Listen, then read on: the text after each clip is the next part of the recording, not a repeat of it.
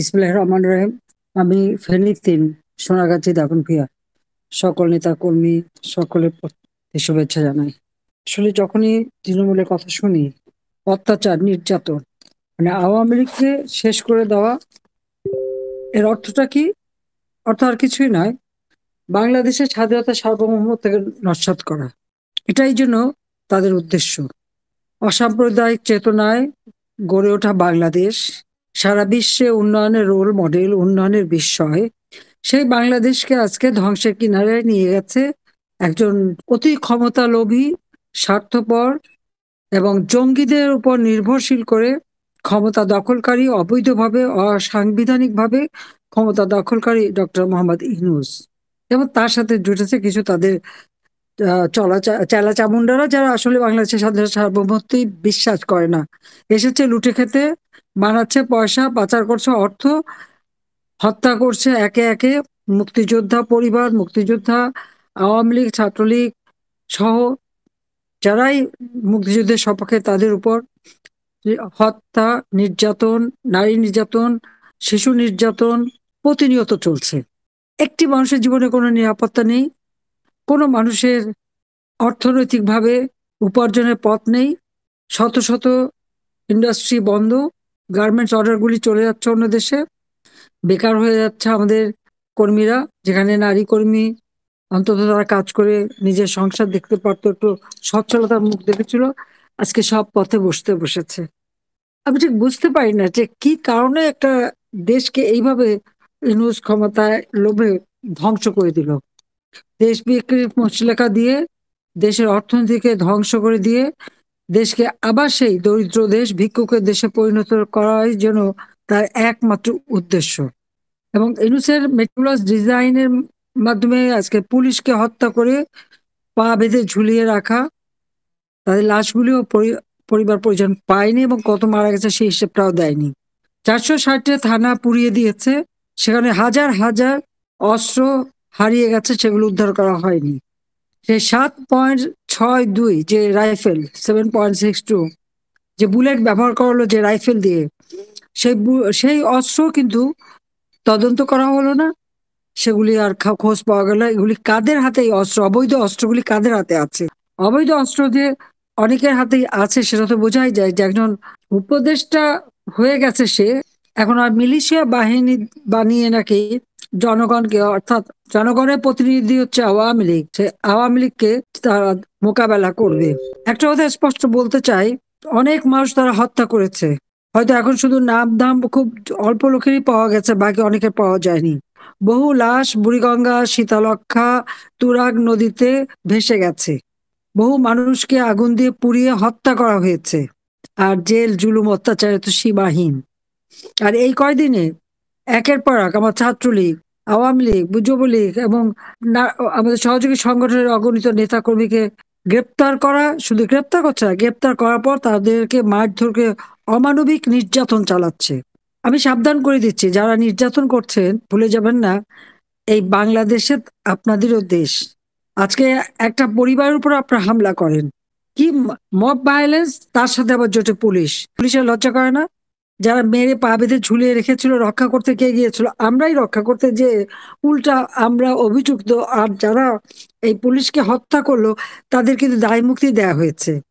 এবং কে দিয়েছে? ওই ডক্টর মোহাম্মদ ইউনূস ক্ষমতা দখল করে দিয়েছে। তার কারণটা কি? কারণ এটা তার পরিকল্পনায় ছিল, এটা একটা মেটিকুলাস ডিজাইনের অংশ। আমাদের নামে মিথ্যা নানা ধরনের মানে ভিডিও বানিয়ে, এটা বানিয়ে ওটা বানিয়ে তারা অপপ্রচার চালাচ্ছে। কিন্তু বাংলাদেশের মানুষের উপর আবার আস্তে আস্তে বিশ্বাস আছে যে এই সমস্ত অপপ্রচারে তারা কান দেবেন না। যতদিন আমি ক্ষমতায় ছিলাম, জঙ্গি দমন করেছি, বাংলাদেশের মানুষের আর্থসামাজিক উন্নতি করেছি, প্রতি ঘরে বিদ্যুৎ দিয়েছি, মানুষকে জীবন মান উন্নত করেছি। প্রত্যেকটা শিক্ষা প্রতিষ্ঠানে লেখাপড়ার পরিবেশ ছিল। আজকে আমাদের কয়েক লক্ষ ছাত্রছাত্রী পড়াশোনা করতে পারছে না, চাকরি করতে পারছে না, চাকরির দরজা বন্ধ, ছোট শিশুর স্কুলে যেতে পারে না। বাংলাদেশ এমন একটা পর্যায়ে আজকে নিয়ে গেছে যে সারা বিশ্বের কাছে যে বাংলাদেশ উন্নয়নের রোল মডেল ছিল, সেটা হয়ে গেছে এখন ধ্বংসযজ্ঞ।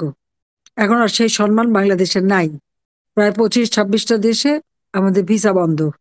আর এ পর্যন্ত ডক্টর মোহাম্মদ ইউনূস যে কয়টা দেশে গেছে, সে কয়টা দেশে কিন্তু আপনারা দেখবেন আমাদের সাথে সম্পর্ক নষ্ট হয়েছে। একদিকে যেমন পুলিশ হত্যা করে পুলিশের একেবারে মোরালিটি ভেঙে দিয়েছে, সিভিল প্রশাসনের একই অবস্থা, শত শত তাদেরকে চাকরিচ্যুত করা এবং গ্রেপ্তার করা, সেই প্রিন্সিপাল সেক্রেটারি, ক্যাবিনেট সেক্রেটারি থেকে শুরু সকলের বিরুদ্ধে মামলা। বিচার বিভাগ সেটাও ধ্বংস, কারণ বিচার বিভাগ যদি লাঠিসোঁটা নিয়ে আর অস্ত্র নিয়ে বিচারকদের বাড়ি, প্রধান বিচারপতির বাড়িতে হামলা বা তার অফিসে হামলা বা হাইকোর্টে আগুন দেওয়া, সেক্রেটারিয়েটে আগুন দেওয়া, এগুলি করা যায়। আর বিচারকদের যদি সেই অস্ত্র লাঠিসোঁটা দেখিয়ে ছাত্র নামধারী কিছু সন্ত্রাসী যে তাদেরকে পদত্যাগে বাধ্য করায়, সে তারপর যাদের বসায়, এদেশে আইনের শাসন থাকবে কি করে? আর যত মিথ্যা অপবাদ ছড়ানো, এই মিথ্যা অপবাদ ছড়িয়ে একবার মানুষকে বোকা বানিয়েছে, ভবিষ্যতে আর পারবে না, আর পারবে না। এটা তার মাথায় রাখা উচিত। আজকে ইউনূসকে জবাব দিতে হবে যে আওয়ামী লীগের কত নেতা কর্মী, পুলিশ, আনসার এদেরকে গুম করেছে, তার জবাব দিতে হবে। একের পর এক কত নেতা কর্মী আমাদের মৃত্যুবরণ করছে। প্রত্যেকটা সেক্টরে আজকে দুর্নীতিতে ভরা, চাঁদাবাজি মাস্তানি ছাড়া কোনো কাজ নাই, টাকা ছাড়া কোনো কথা নাই। বৈষম্যহীন সমাজ গড়েছে। কিরকম বৈষম্য? প্রত্যেকটা প্রতিষ্ঠানে হয় বিএনপি নয় জামাত, জামাতেরই লোক বেশি প্রত্যেকটা ইউনিভার্সিটিতে। তাই শিক্ষকরা পড়াশোনা করাতে পারবে না, তাদেরকে চরম অপমান করা। স্কুলে ছাত্রছাত্রী যদি তার শিক্ষকের গলায় জুতোর মালা দেয়, গালে থাপ্পড় মারে, এর থেকে লজ্জার আর কি হতে পারে? এদেরকে ঘরে বাবা মা নাই, শিক্ষা দেয়নি কিছু, যে শিক্ষকদের যে সম্মান করতে হয়। যে এই দুর্বিষহ অবস্থা থেকে গোটা বাংলাদেশটাই হয়ে গেছে একটা কারাগার, গোটা বাংলাদেশটাই হয়ে গেছে একটা জল্লাদখানা। আয়নাঘর আয়নাঘর করতো, এখন বাংলাদেশটা গোটা বাংলাদেশই তো আয়নাঘর। ইউনূস বাহিনীর অত্যাচার নির্যাতনে প্রত্যেকটা পরিবার অতিষ্ঠ। দিনমজুর, কৃষক, শ্রমিক, কামার কুমার, জেলে তাঁতি, শিক্ষক, ছাত্র, পেশাজীবী, চাকরিজীবী, কারো কাজ করার পরিবেশ নাই, কারো জীবনের নিরাপত্তা নাই। পুলিশ বাহিনীকে শেষ, সিভিল প্রশাসন শেষ, সেনাবাহিনীর সেনাবাহিনী ডিসিপ্লিন ফোর্স, তাদেরকে যেখানে হুকুম দেবে সেখানেই যাবে, তাদের বিরুদ্ধে মামলা, তা আবার কি আইসিটিতে। আমাদের স্বাধীনতা সার্বভৌমত্ব যারা রক্ষাকারী, তাদের বিচার কিভাবে সেই কোর্ট হবে যে কোর্টে আমরা যুদ্ধ অপরাধীদের বিচার করেছি? এটা তো ঘোরতর অন্যায়। স্বাধীনতা সার্বভৌমত্বের প্রতি বৃদ্ধাঙ্গুষ্টি দেখানো, স্বাধীনতা সার্বভৌমত্ব নষ্ট করা।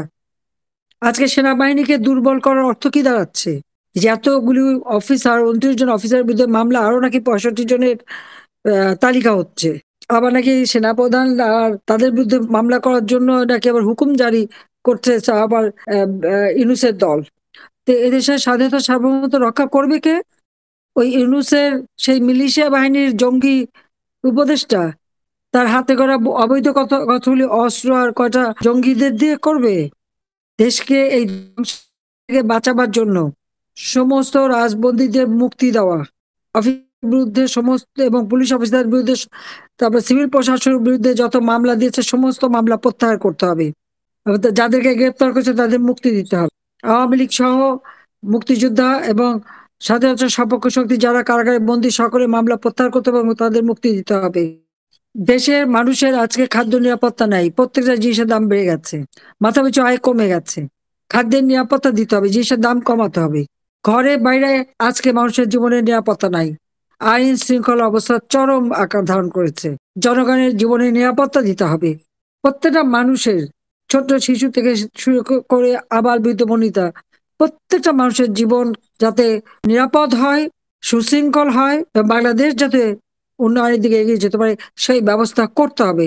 আর সেটা করতে হলে আজকে এই জঙ্গি ইউনূসকে ক্ষমতার থেকে হটিয়ে, জঙ্গি সন্ত্রাসী অস্ত্রধারীর হাত থেকে অস্ত্র উদ্ধার করে মানুষের জীবনে শান্তি নিরাপত্তা ফিরিয়ে আনার জন্য দেশবাসী সকলে, যে যেখানে আছেন, সকল শ্রেণী পেশা দল মত নির্বিশেষে, যারা স্বাধীনতায় বিশ্বাস করেন, যারা মুক্তিযুদ্ধের চেতনায় বিশ্বাস করেন, যারা অসাম্প্রদায়িক চেতনার, বাংলাদেশের ভবিষ্যৎ উজ্জ্বল হোক, সুখী সমৃদ্ধ জাতি গড়ে উঠুক, উন্নত বাংলাদেশ গড়ে উঠুক, যারা চান, তাদের সবাইকে আমি ঐক্যবদ্ধ হয়ে আগামীকালের কর্মসূচি সফল করা এবং এরই ধারাবাহিকতায় ইউনূসের পতন না হওয়া পর্যন্ত এই আন্দোলন অব্যাহত রাখার জন্য আমি আহ্বান জানাচ্ছি। বাংলার জনগণ আমাদের সাথে আছে, ইনশাল্লাহ জয় বাংলাদেশের জনগণের হবেই। আমি আছি বাংলাদেশের জনগণের সাথে।